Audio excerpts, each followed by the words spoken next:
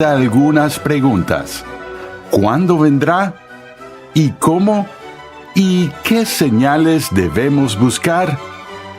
Muchas teorías han ido y venido a lo largo de los siglos. Hoy, el Dr. Sproul nos ayudará a analizar estas teorías y a descartar algunas enseñanzas erróneas sobre este tema vital. Pasemos una vez más al salón de clases a escuchar al Dr. R.C. Sproul mientras explica la visión bíblica del reino de Dios en su mensaje Entendiendo la Parusía. Vamos a continuar con nuestro estudio de escatología y mencioné en nuestra primera sesión que estamos experimentando una crisis de escatología, refiriéndome específicamente a los ataques que se han hecho contra la credibilidad de las Escrituras y también contra la credibilidad de las profecías de Jesús con respecto a su propio regreso. Lo mencioné antes y lo vuelvo a hacer, que estoy siguiendo la estructura básica de mi libro titulado Los últimos días según Jesús.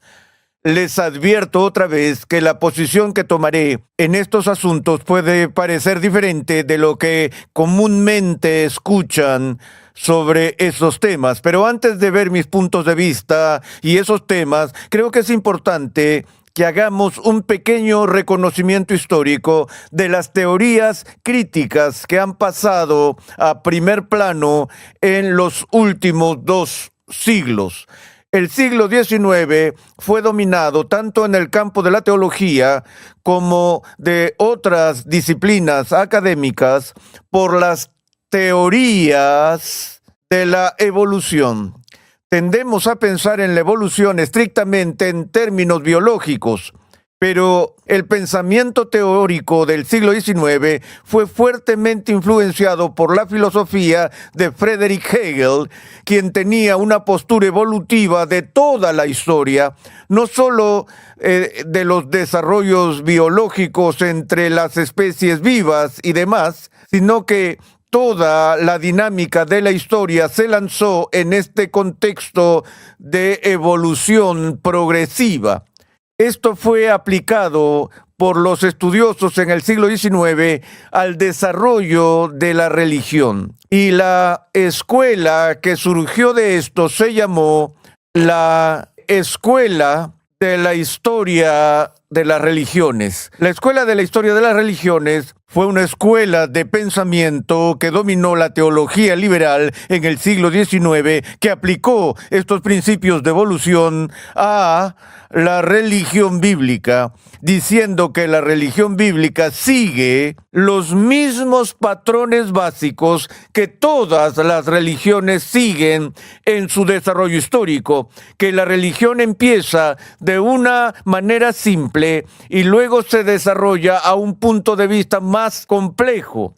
Empieza con el animismo, con la postura de que los objetos supuestamente inanimados están habitados por espíritus, generalmente espíritus malignos, y luego pasas de ahí al politeísmo y el enoteísmo, y finalmente, en un momento posterior de la historia, ves el surgimiento del monoteísmo plenamente desarrollado. El argumento, por supuesto, era que la religión bíblica seguía el mismo patrón de desarrollo. Ahora, de la mano con la aplicación de los principios evolutivos del desarrollo de la religión bíblica por parte de la Escuela de la Historia de las Religiones, había una poderosa inclinación antisobrenatural que controlaba el análisis del contenido de las Escrituras, de modo que cualquier asunto que comunicara un milagro era rechazado de plano. Cualquier tema sobrenatural, como el nacimiento virginal de Jesús,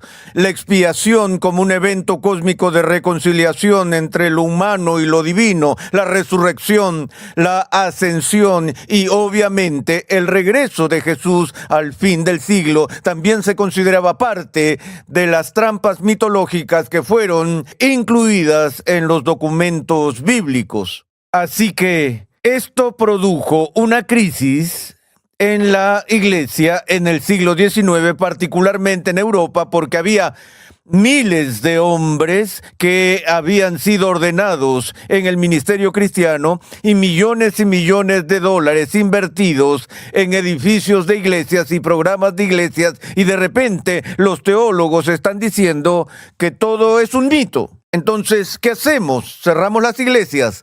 ¿Hacemos que todos estos predicadores estén desempleados? ¿O revisamos nuestra comprensión del cristianismo de tal manera que sea compatible con las teorías modernas del hombre y del mundo? Bueno, de nuevo, el liberalismo del siglo XIX obviamente eligió el último camino y trató de reducir la importancia de la enseñanza del Nuevo Testamento y el ministerio de Jesús a una preocupación mundana por asuntos sociales y humanitarios, que el reino de Dios, que era el motivo que los estudiosos bíblicos entendieron que unificó el Antiguo y el Nuevo Testamento, ese concepto central del reino de Dios que se anuncia como procedente en las primeras páginas del Nuevo Testamento, la venida de Juan el Bautista,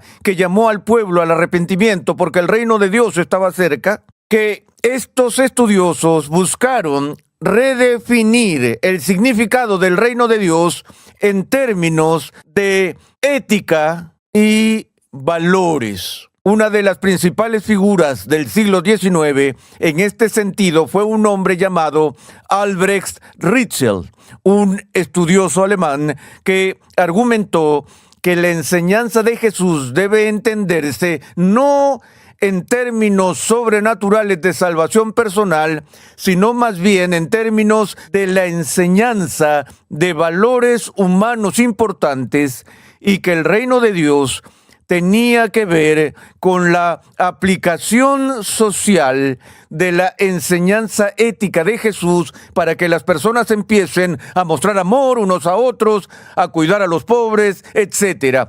Lo que luego dio impulso al desarrollo de Rauschenbusch del llamado evangelio social. Sabemos que desde entonces ha habido esta división entre el llamado liberalismo y el conservadurismo sobre si la misión básica de la Iglesia es tan solo ministrar a las necesidades de los seres humanos en este mundo, en este tiempo, o si una de las grandes necesidades de los seres humanos es la redención personal y la reconciliación con Dios. Cuando era estudiante en el seminario, estudié teología por un tiempo con Dietrich Ritschl, que era nieto de Albrecht Ritschl, el teólogo alemán a quien acabo de mencionar. Pero en todo caso, después de este desarrollo del liberalismo del siglo XIX, apareció un libro a principios del siglo XX que tuvo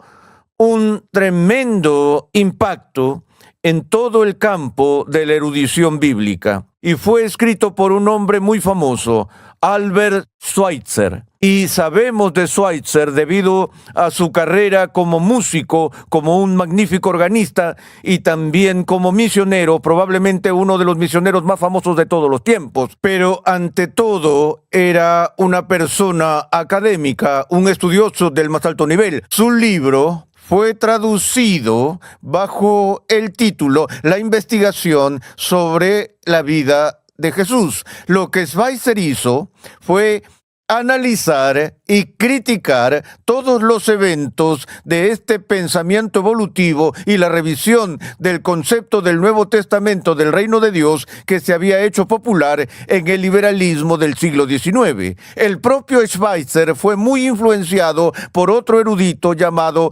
Johannes Weiss, o Weiss, diríamos nosotros, pero Weiss de alemán. Weiss había argumentado convincentemente que si vamos a tomar en serio los documentos del Nuevo Testamento y la enseñanza de Jesús y los apóstoles en serio, tenemos que entender la enseñanza del reino de Dios ante un trasfondo judío de escatología apocalíptica. Eso suena medio elegante, pero básicamente Schweitzer estaba diciendo que el mensaje de Jesús y su enseñanza sobre el reino es ininteligible aparte del enfoque central de la escatología que contiene. Ahora, cuando Schweitzer habló de la postura escatológica de Jesús del reino de Dios, no quiso decir con el término escatológico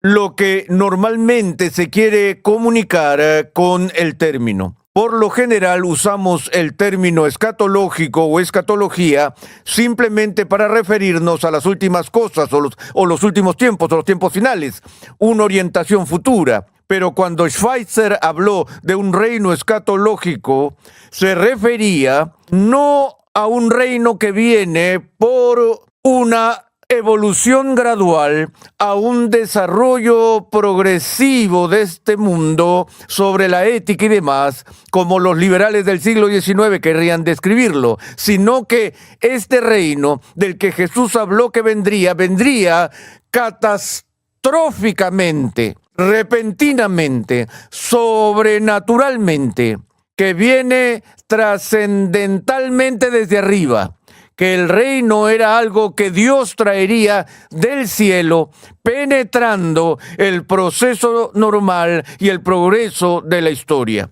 Ahora, entiendan este punto técnico.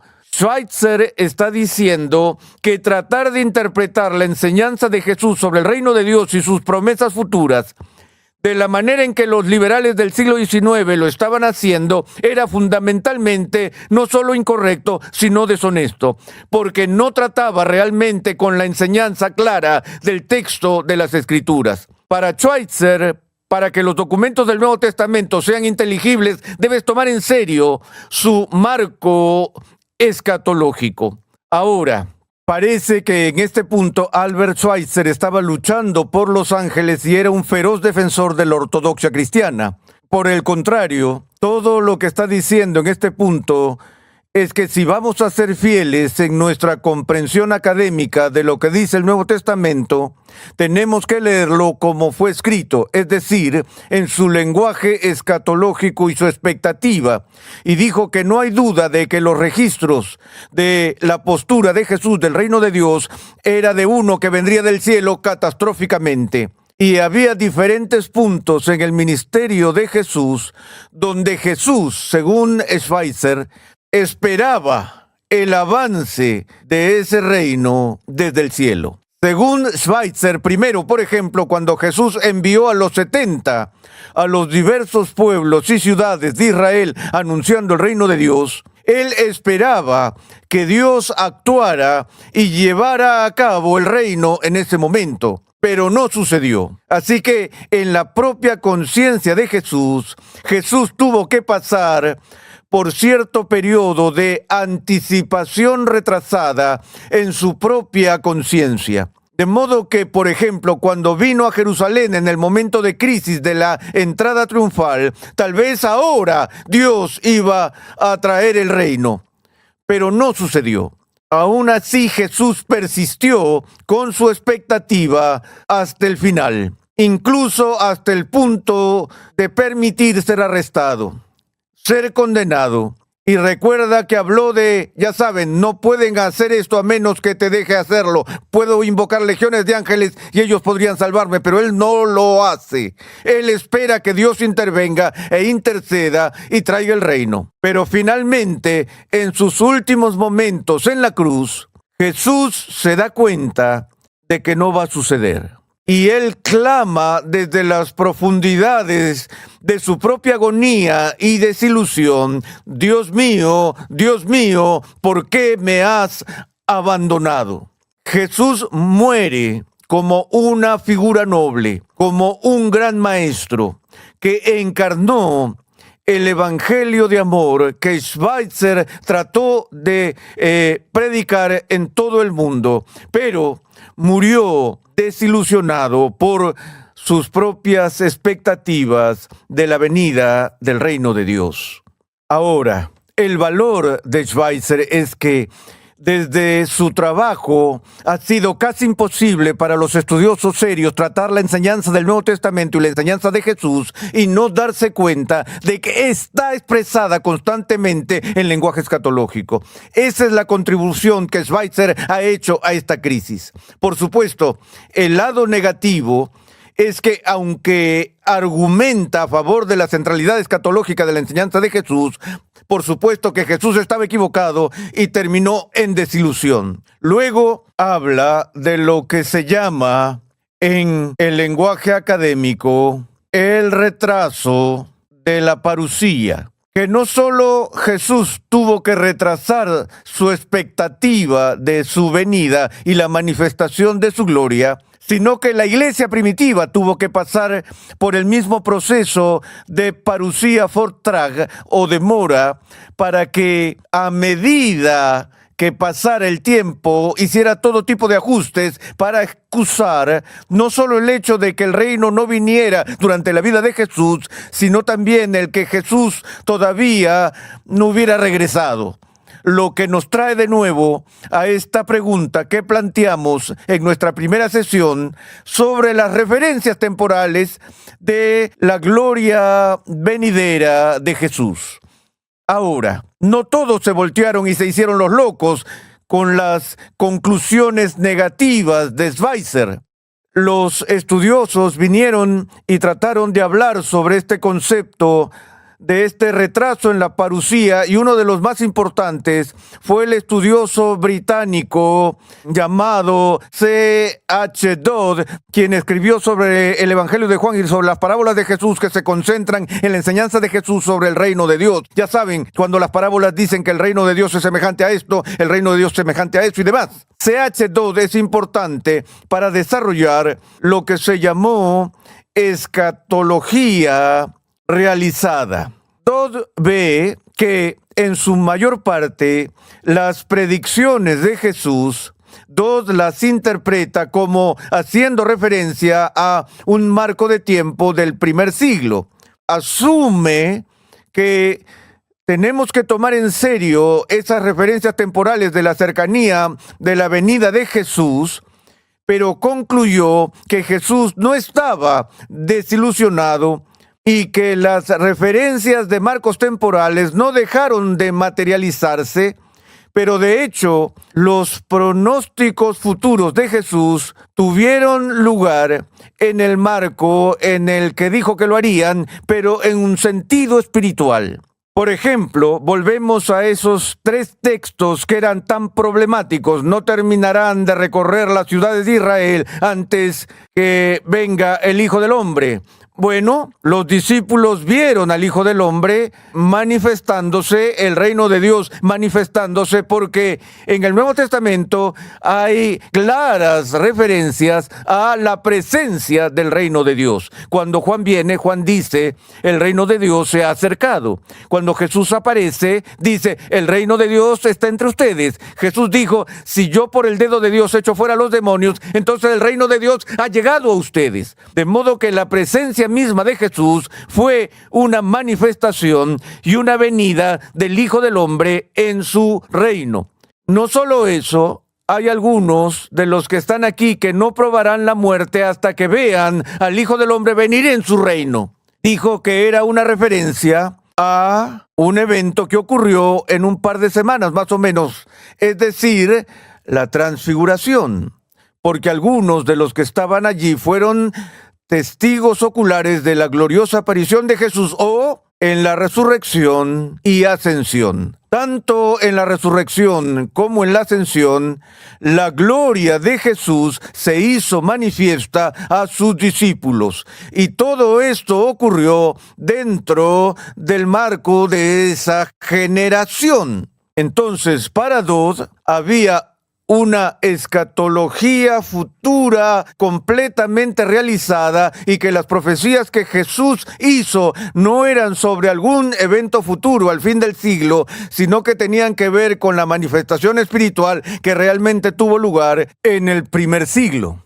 Ahora, otros 2 hombres que contribuyeron significativamente a estas discusiones fueron Oscar Cullmann y Herman Ridderbos, el estudioso holandés del Nuevo Testamento. Cullmann desarrolló una teoría que se llamó la analogía vide, que tuvo bastantes adeptos a mediados del siglo XX, o en realidad poco después de la Segunda Guerra Mundial, donde habló sobre la analogía o la relación entre el día D, la invasión aliada de Normandía, que ocurrió en junio de 1944, muchos meses antes de la rendición de Alemania. La guerra no terminó hasta la primavera siguiente de 1945, pero el punto de inflexión de la guerra fue el día D. Según Cullmann, dijo esto, que así como el día D marcó el final del conflicto de la Segunda Guerra Mundial para todos los fines, la guerra terminó en junio de 1944, a pesar de que no llegó a su final real hasta que abril o mayo de 1945. Así lo dijo de igual forma que el futuro reino de lo que Jesús predijo ya ocurrió decisivamente con su ministerio terrenal, con su resurrección y con su ascensión. Y que lo único que queda es una especie de postdata al fin del siglo, pero para todos los fines, el reino ha llegado en poder y gloria, y el resto es solo la cereza del pastel. Pero de nuevo, la pregunta con esto que inmediatamente surge es si puedes esperar que el fin de la guerra sea 200 años después del día D. Allí es donde se rompe la analogía. Herman Ridderbos toma esa posición similar y desarrolló el concepto en holandés de lo que se llama el als y el nog is niet, o el ya, pero todavía no, en el que dijo que si vamos a entender el Nuevo Testamento tenemos que ver que el reino de Dios ya ha llegado en gran medida. Hay un als al reino de Dios, un ya, pero todavía queda al final de los tiempos la consumación final de ese reino, el cual todavía no ha llegado. Nog is niet.